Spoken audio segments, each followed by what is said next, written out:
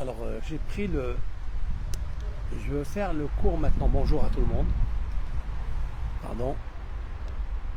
Bonjour à tous et à toutes. Je vais faire le cours maintenant, pas sur Shirachirim, juste un petit mot qui va nous éclairer sur un point très important et essentiel, sur la section de la semaine, concernant le décès d'Abraham Avinu. La Torah nous enseigne des propos très puissants, des mots qu'elle n'a jamais employés depuis la naissance du monde, jusqu'au décès d'Abraham Avinu. Donc comme je ne vous ai pas averti, je sais que... Pardon. Attendez.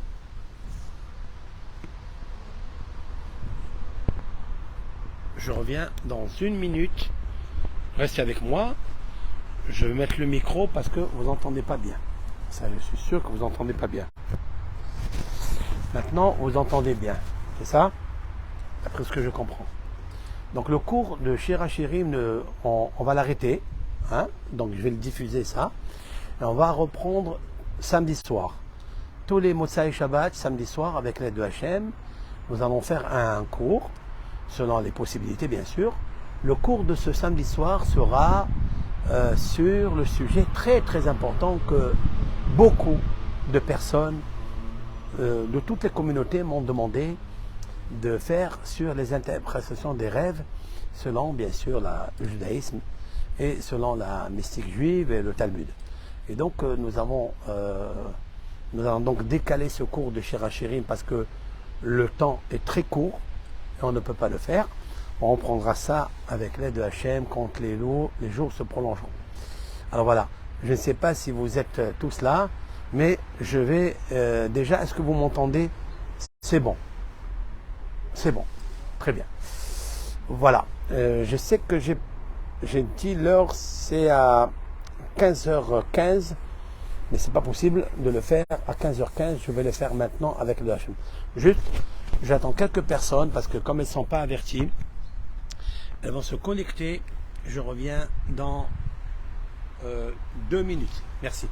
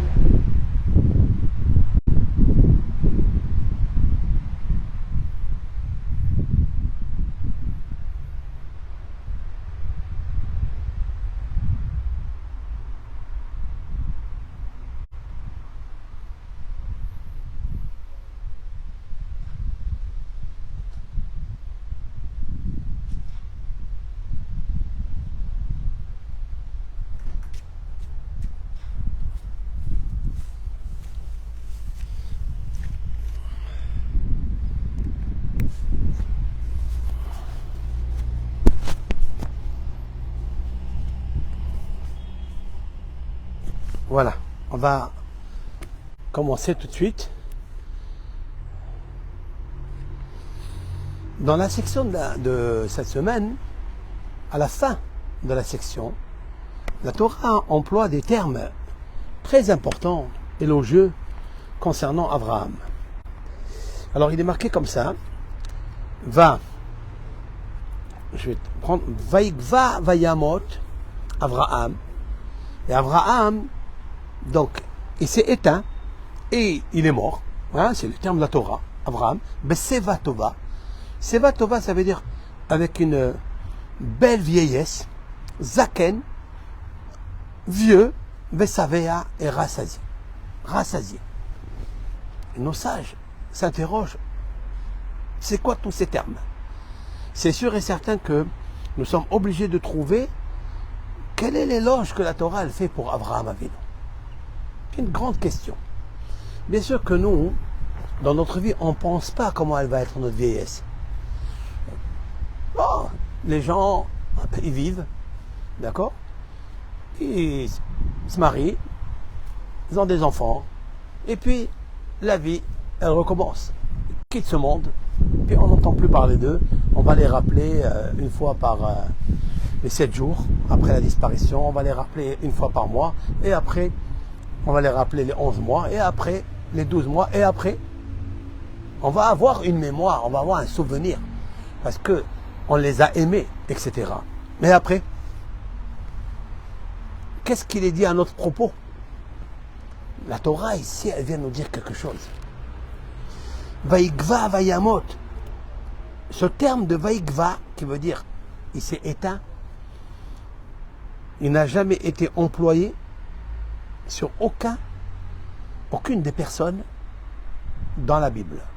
C'est-à-dire 2000 années, 2000 ans plus 175 années d'Abraham. Jamais la Torah nous a dit que telle personne est décédée. Elle a dit Vaïkva. Non plus. Beseva Tova. Avec une vieillesse belle. Qu'est-ce que ça veut dire vieillesse belle? Quoi, il était tranquille, il était bien, il était en repos. C'est ça. Est-ce que la Torah, elle fait attention à ça? Bien, elle veut nous dire ici quelque chose de très important. Zaken. C'est quoi Zaken? Vieux. Mais tu viens de le dire. Tu viens de dire Seva Tova avec une belle vieillesse. Donc Zaken, ça veut dire vieux. Vesavea. Non, mais c'est un vieux qui est rassasié. On n'a jamais vu une chose pareille. Nos sages et le Nahmanide demandent la question sur c'est quoi quelqu'un qui est rassasié de ses jours? Qu'est-ce que ça veut dire? Quel est l'intérêt de ça? Nous avons trouvé chez beaucoup de sadikim, d'accord, que la Torah, elle a marqué ça. Par exemple, David Ameler, le roi David, il a reçu ce diplôme-là.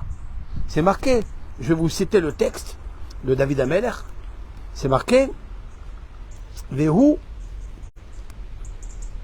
voilà, Vayamod Beseva Tova, le roi David est décédé avec une belle vieillesse,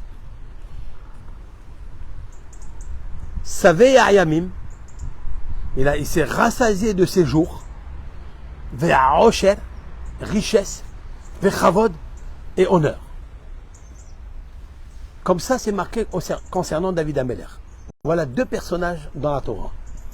Que la Torah, elle a dit tous ces termes-là. Seva Tova, belle vieillesse. Saveh Ayamim, rassasié de ses jours. Sauf que la Torah, elle a ajouté ici sur David, Aosher, richesse et honneur. Ça aussi, c'est des termes qu'il faut comprendre. Parce que, en fait, l'honneur et la richesse, c'est dans son vivant. La Torah, elle nous parle ici qu'il est mort.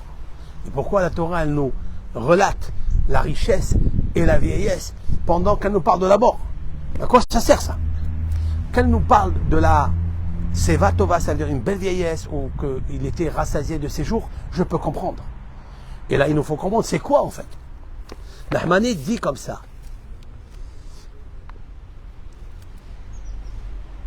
Avraham Avinu a dit, Hachamim dans le Midrash, Avraham Avinu a mérité de voir son Olam Haba, le monde futur des âmes, le paradis céleste.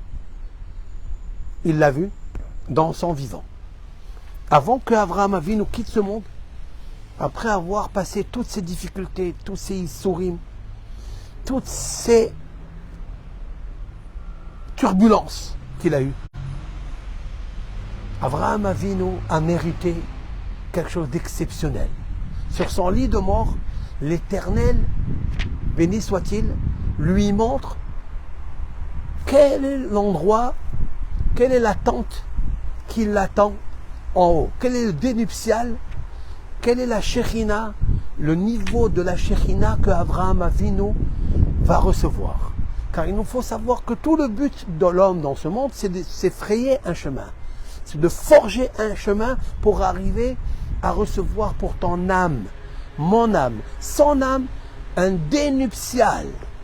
Il est marqué dans les textes du Talmud que chaque pieux, chaque homme juste, chaque homme qui était considéré comme un homme cachère aspire à avoir une choupa, c'est-à-dire un dénuptial très très très beau, merveilleux, lumineux.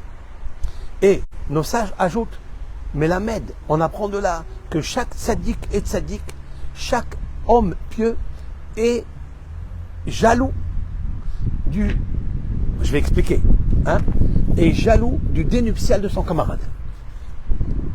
Ça veut dire que chacun, il voit le dénuptial de l'autre et il dit, comment dans ce monde, j'avais tous mes jours devant moi, tous mes secondes devant moi, et je n'ai pas fait ce qu'il fallait. Maintenant, je suis en train de voir que l'autre, il m'a dépassé. Il a fait un dénuptial, il a tissé, il a construit un dénuptial grâce à ses mitzvot. Et moi, j'ai honte de voir cela. Maintenant, on ne sait pas comment ça va se passer. Qu'est-ce que c'est ces dénuptials-là? Mais c'est sûr et certain que l'Éternel réserve à chacun parmi nous, selon son travail, selon sa beauté de son cœur, selon l'élévation lumineuse, lumière de son âme, parce qu'il a partagé avec les autres, parce qu'il a aimé les autres, parce qu'il a toujours couru pour faire les choses pour les autres. C'est sûr et certain que l'Éternel lui réserve quelque chose d'extraordinaire. Et pour ça, bien sûr, que il est vrai qu'on doit se souvenir de telle ou telle personne, de tel parent, maman, papa, ou bien des gens, des tzadikim qui étaient dans ce monde, on se rappelle d'eux parce qu'on sait qu'ils vivent encore. Parce que cette vie-là spirituelle, on ne peut pas la voir, mais on la ressent en nous, que cette personne mérite tout le bien-être du paradis. C'est vrai. Maintenant, Abraham Avinu, c'est plus que ça. C'est que Abraham Avinu, la Torah, elle nous dit, dit Nachmanide, qu'il a eu tout ce qu'il voulait, tout ce que son cœur désirait, Abraham Avinu l'a eu. Et c'est pour ça que la Torah elle a dit qu'il est mort avec une vieillesse belle et aussi rassasié de ses jours. Qu'est-ce que ça veut dire? Ça veut dire que il n'a jamais voulu quelque chose dans ses jours à part d'embellir sa vieillesse. Car il y a des vieillesses tellement qu'on regrette, tellement qui sont où on se ronge, parce que la vieillesse a détruit notre jeunesse, comme disent nos sages. Il y a des jeunes qui détruisent la vieillesse et il y a des vieux qui embellissent leur jeunesse.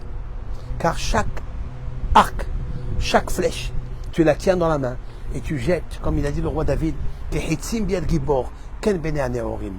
faut savoir, de la même façon que le héros, le chasseur, il tient des flèches dans sa main, il n'en a que peu de flèches, il a peur de rater sa cible.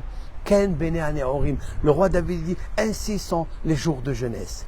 Les jours de jeunesse, Abraham Avinu les a prises, il les a consacrés entièrement pour faire la volonté de Dieu. Et c'est quoi la volonté de Dieu? La volonté de Dieu, c'est d'avoir ouvert avec sa femme, Sarah, les restos du cœur. Les restos du cœur. Ils ont ouvert Échelle, c'est-à-dire cette auberge. Il y a qui dit c'est une auberge, il y a qui dit c'est un verger, où ils recevaient tous les passants, tous les venants. Ils leur donnaient tout ce qu'ils voulaient. Maintenant, Abraham Avinu, il a dépensé tout ça. Et Abraham Avinu, maintenant, l'Éternel lui dit, écoute, mon fils, à toi, je vais te montrer ce que tu vas recevoir. Et aussi au roi David, comme c'est marqué dans le texte de la Torah. J'ai une grosse question. Tout ça, c'est bien. L'Ecclésiaste du roi Salomon nous a dit, Ohev kesef lo isba kesef. Celui qui aime l'argent ne se rassasié jamais de l'argent. S'il a 100, il veut 200. Ça veut dire, s'il a 100, c'est pas qu'il veut 200, encore 100. Non. S'il a 100, il veut encore 200. Ça fait 300. Et quand il va quitter ce monde, il ne va pas avoir même 150. La moitié, il n'aura pas. Il aura seulement les 100 qu'il voulait. Parce que aucun homme au monde, disent nos sages, ne reçoit, quand il quitte ce monde, de ce qu'il a aspiré, même pas la moitié. Même pas la moitié. Alors l'explication, c'est quoi? Ça ne veut pas dire que si quelqu'un il a 100, il veut 200. Donc s'il a 100 déjà, donc il reçoit 100. Pourquoi nos sages disent qu'il ne reçoit pas la moitié? Même pas la moitié. Voilà, il a reçu la moitié. Peut-être qu'il ne reçoit pas les 200, mais la moitié il le reçoit. La réponse de nos sages, non. Celui qui aspire à 100, il veut encore 200 à part les 100. Ça lui fait 300. Mais qu'est-ce qui lui reste dans la main? Même pas 150. Il lui reste toujours 100. Et des fois, rien du tout. Des fois, tout ce qui lui reste, les enfants, ils vont lui prendre, ou des fois, ce sont les étrangers qui vont lui prendre. Il y a un psaume qui existe sur ça. Abraham Avinu n'a jamais voulu faire une chose pareille. Il a dit, moi, l'argent, j'aime l'argent, mais pour faire ce que j'ai à faire, Zikou Arabim, c'est pour aider les pauvres, pour ramener les gens à la croyance de Hachem. Akadosh Baruch Hu lui a dit, ben tu fais ça, maintenant je vais te montrer la tente d'assignation que tu auras. Alors maintenant j'ai une grosse question sur tout ça. Sur tout ça j'ai une question. Qu'est-ce que ça a à voir, ce texte-là, de la mort d'Abraham, avec des éloges aussi pertinents, aussi puissants, dans la paracha de Haye Sarah? Qu'est-ce que ça a à voir avec la vie ou la mort de Sarah? Ce que Abraham maintenant, la Torah elle le poste ici. Elle aurait pu nous laisser toute la paracha de parler de Sarah, la mort, l'enterrement, la négociation d'Abraham avec Ephron pour acheter la caverne de Marpella, après le mariage de Yitzhak, etc. Et après la mort de Sarah, le remariage de Abraham. Laisse un petit peu passer cette section et relague-la dans la section de Toldot, que Abraham est mort. Et donc Yitzhak il s'est marié, il va donner des enfants. Voilà. Pourquoi on le met dans la paracha de la mort de Sarah ou de la vie de Sarah? Ça c'est ma question. La réponse est comme ça. La femme a une très grande responsabilité et une grande vertu de porter son mari très haut parce qu'elle est capable. Elle est très capable. La Torah elle vient nous dire dans la mort de Sarah, c'est la vie de Sarah. Car grâce à ça, Abraham, son mari, il a reçu le plus beau cadeau qu'un homme il espère. C'est de savoir qu'est-ce que je vais avoir après la mort. Tout le monde se soucie. D'ailleurs, quand on assiste à des enterrements, tout le monde pleure. Pas seulement la famille, mais tout le monde pleure. Mais la question est de savoir pourquoi on pleure. Pour qui on pleure? Et nos sages de dire, on pleure en fait un petit peu pour nous. Et peut-être beaucoup pour nous. Parce qu'on se dit, où elle va aller cette dame, cette personne, cet homme, ce papa, cette maman? Elle va aller où en fait? Et je m'inquiète. C'est le moment de prise de conscience le plus fort. C'est quand on voit un des proches qui est plus là, qui est monté. Ça y est. Et je me dis, mais qu'est-ce que je suis? Qu'est-ce que j'ai fait de mes jours? Où je vais être? Comment réparer? Ça c'est vrai ou pas? C'est vrai. La Torah elle vient nous dire que Sarah, elle n'a pas peur de ça. Ni Abraham d'ailleurs. Et la Torah elle me dit, grâce à elle, la mort de Sarah, c'est la vie de Sarah. Et la vie de Sarah, c'est d'avoir donné la possibilité à Abraham de recevoir le plus beau cadeau qu'un homme veut. C'est de savoir où il va aller. Dieu lui dit, j'attends pas que tu meurs pour te montrer ce que tu vas recevoir, le dénuptial. Que tous les tzadikim vont avoir la jalousie de toi. Une belle jalousie, attention. Mais on ne peut plus rien faire là-haut. On ne peut plus rien faire. On ne peut plus. C'est ici, dans ce monde. Il faut prendre ces jours et les consacrer, et les sanctifier, les diriger, les orienter vers l'amour du partage, vers l'amour, vers le shalom, vers l'amour de Ahavat Hashem, l'amour de Hashem, Ahavat Abiriot, l'amour des créatures. C'est ça qu'Abraham. Qui lui a donné ça? Qui? Sarah. D'où je le sais? D'où je le sais? Voilà mon hidouche à moi. Ah, Ramban a fini. Fin de citation. Ramban a dit quelque chose de magnifique. Il a dit qu'Abraham, l'Éternel, lui a montré une belle vieillesse. C'est quoi une belle vieillesse? Il lui a montré tout ce qu'il va recevoir dans le monde futur, maintenant, dans son vivant. C'est beau. Et c'est pour ça que c'est marqué après. Zaken, il est vieux, Vesavea. Il est riche, il est rassasié. Pas comme nous, pas comme les êtres humains, qui ne font pas la Torah, qui n'étudient pas la Torah, qui ne font pas les mitzvot. D'accord? Qu'est-ce qu'ils font? Ils courent derrière l'argent. Et jamais ils se rassasient. Ils se rassasient pas de leur jour. Ils disent, ah, aujourd'hui, je me suis rassasié, j'ai fait des belles choses, j'ai fait des mitzvot. Non, demain et après-demain, j'ai envie de faire encore des mitzvot. Comme c'est marqué, Ohev mitzvot, lo isba mitzvot. Nos sages disent, celui qui aime l'argent ne se rassasie pas de l'argent. Mais celui qui aime les mitzvot ne se rassasie pas des mitzvot. Il a envie, et encore, et encore. D'où on a appris ça? Saveh Ayamim.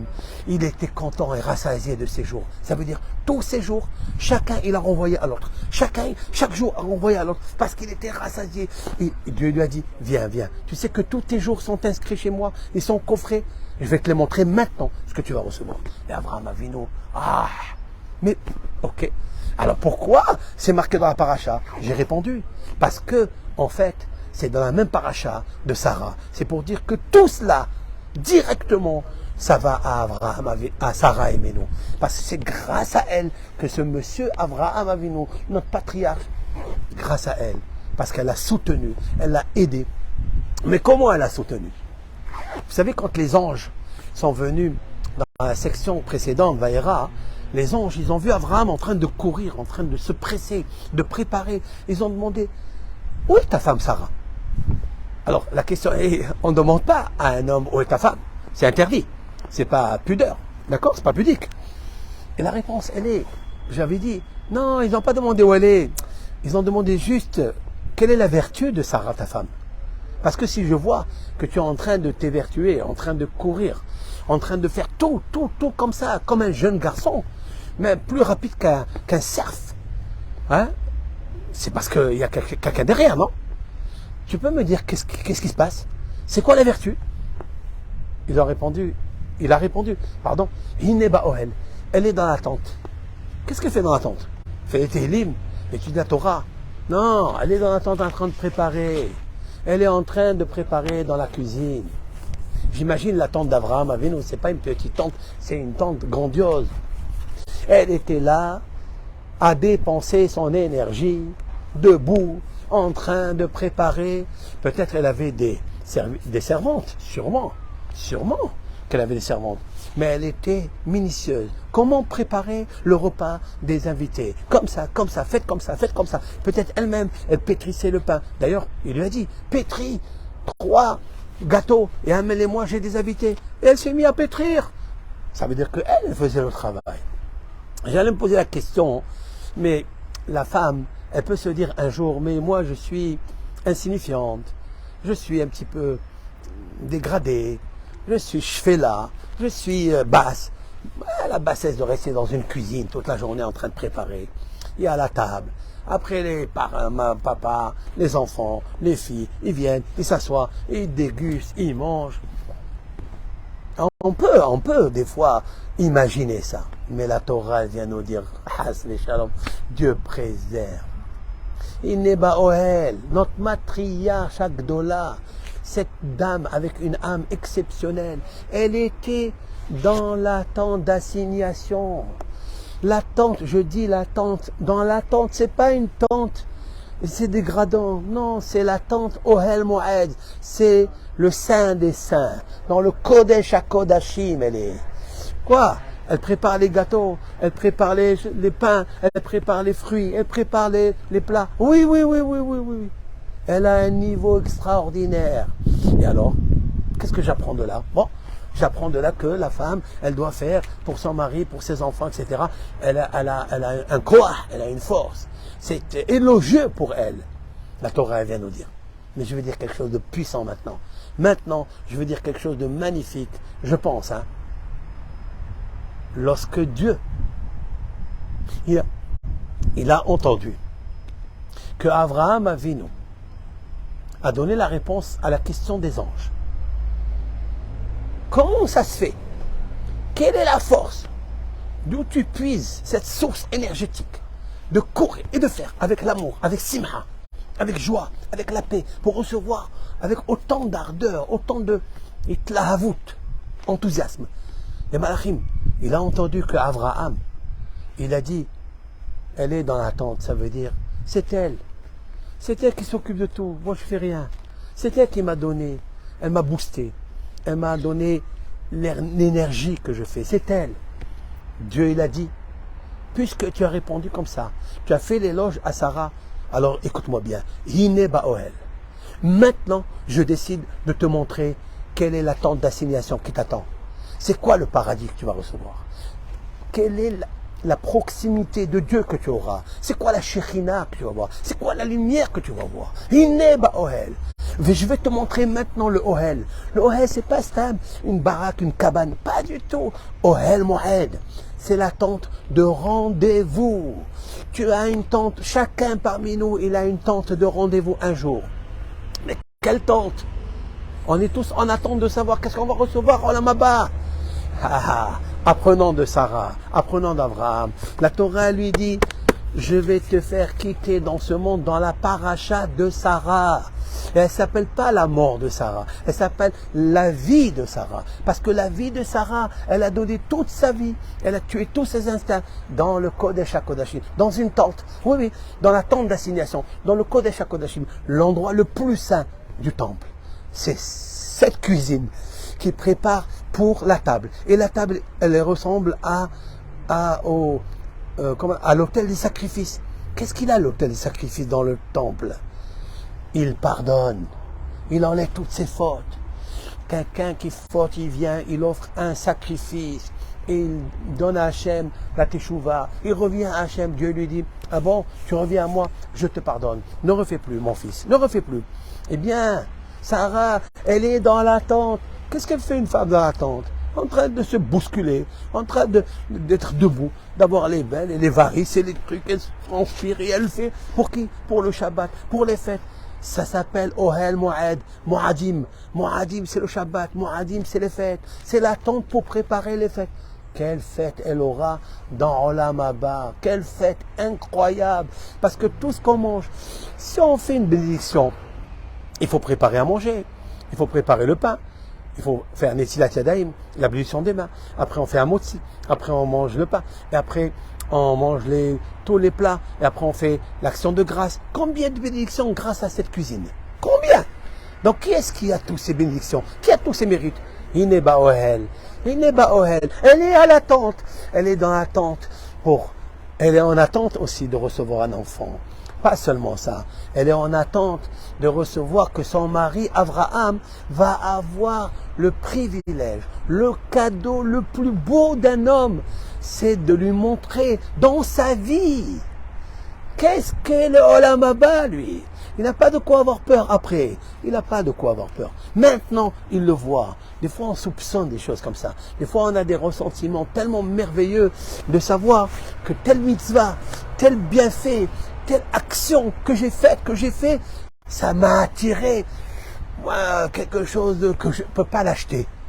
Il n'y a aucun magasin, aucun supermarché, aucune pharmacie ne peut me vendre ce l'élixir, ce médicament, ce sentiment que je viens d'avoir. Abraham, il a senti des milliards de fois ce sentiment, parce que Dieu lui montre. Le roi David aussi s'est marqué à son propos. Il est mort avec une belle vieillesse. Il était âgé et rassasié de ses jours. Être rassasié de ses jours, waouh! Ça veut dire maintenant, avant qu'il quitte quelques minutes, avant qu'il quitte ce monde, il est rassasié. Il a revu rétrospectivement tout ce qu'il a fait avant. Il a dit, waouh! Ma vieillesse a construit ma jeunesse. Et ma jeunesse a rendu l'éloge de ma vieillesse. Ça, c'est magnifique. Grâce à qui? Hineba Ohel. Il lui a dit Hineba Ohel. Tu dis Hineba Ohel? Moi, je vais te montrer ton Ohel. Ton Ohel Moed. Je vais te le montrer en haut. Et ça, c'est magnifique. C'est l'encouragement que je voulais faire aujourd'hui. Toutes ceux et celles qui m'écoutent. Combien nous, les maris, combien nous, les papas, on doit honorer nos femmes. C'est pas toujours ce qui se passe malheureusement, parce que nous sommes occupés à beaucoup de choses. Peut-être on est occupé comment recevoir les honneurs, comment courir les honneurs, comment on essaie d'avoir la parnassa, ça aussi c'est très important. Donc notre tête en fait elle n'est pas dedans. Mais Abraham, la Torah, elle est d'actualité. Elle nous apprend qu'Abraham c'était un milliardaire. Milliardaire. Le pharaon lui a donné, Avimelech il lui a donné, l'Éternel il lui a donné. Tout ce qu'il voulait, il lui a donné. Et de quoi il s'occupe? De faire les mitzvot. Ouais, mitzvot, loisva mitzvot. Celui qui aime les mitzvot, il ne se rassasiera jamais les mitzvot. Les mitzvot, ils rentrent dans le jour. Et des fois, il faut cogner les jours. Des fois, il faut taper les jours et rentrer dedans. Il ne faut pas laisser les jours. Ah, ils arrivent, ils disent, je suis malade, je suis comme ça. Je ne peux pas aujourd'hui aller à la prière. Je ne peux pas aujourd'hui faire mon Shabbat. Je ne peux pas. Pas du tout. Il faut les cogner. Il faut les frapper ces jours-là. Comme ça, comme quelqu'un qui frappe un rocher. Avec un marteau, il lui fait sortir des étincelles. Tous les jours, ça peut être des rochers très difficiles. Des embuscades, ça peut être des pièges. Mais il faut taper dans ces pièges. Il faut réveiller la lumière qui est incarnée, que ces jours recèlent, qui est incarnée dans ces jours. L'incarner et faire un keren, faire un rayonnement de tout ce que nous possédons, que Dieu nous donne, afin que Dieu nous donne le vrai dénuptial que nous attendons, tous et toutes. Donc, apprécions l'un l'autre, faisons le kavod, soyons zahir, c'est-à-dire vigilants à tout l'honneur de tous ceux qui nous aident, de tous ceux qui nous aiment autour de nous. C'est ça qui va rester, chers amis. Tout le reste, il va s'envoler. Tout le reste. C'est ça, Haye Sarah. Haye Sarah, c'est un sourire. On parle de la mort de Sarah, mais c'est un grand sourire de Sarah. C'est quoi? C'est la mort d'Abraham, mais la mort avec un grand sourire. C'est quoi? C'est que Dieu lui montre, grâce à elle qui était dans cette cuisine, en train de préparer, c'était Ohel, Hineba Ohel, Ohel Moed, la tente d'assignation, la tente du rendez-vous, la tente des fêtes. Et ça, c'est magnifique. C'est ça qu'il faut apprendre de là, que toujours il faut faire des fêtes et jamais ne faire attention aux défaites. Jamais. Que s'il y a une défaite, fais une fête de ça. Allez, jouis. Prends les rôles, prends le taureau par les cornes et vas-y. Conne avec les cornes. Les cornes, ce sont les mitzvot, ce sont la Torah, c'est le moussar. Shabbat, shalom à tout le monde, à Hashem. Alors, rendez-vous, Be'ezat Hashem, avec l'aide de Hashem, rendez-vous pour tous et toutes, samedi soir. C'est marqué l'heure, je n'ai pas l'heure devant moi. Je crois que c'est 9h15, 9h30, je ne sais pas. J'ai oublié. Mais regardez l'annonce. Et voilà, je vous souhaite un très bon Shabbat à tous et à tous. Et partagez les cours. Partagez avec l'aide de Hachem. Kol Tov. Beaucoup de bénédictions pour tout le monde.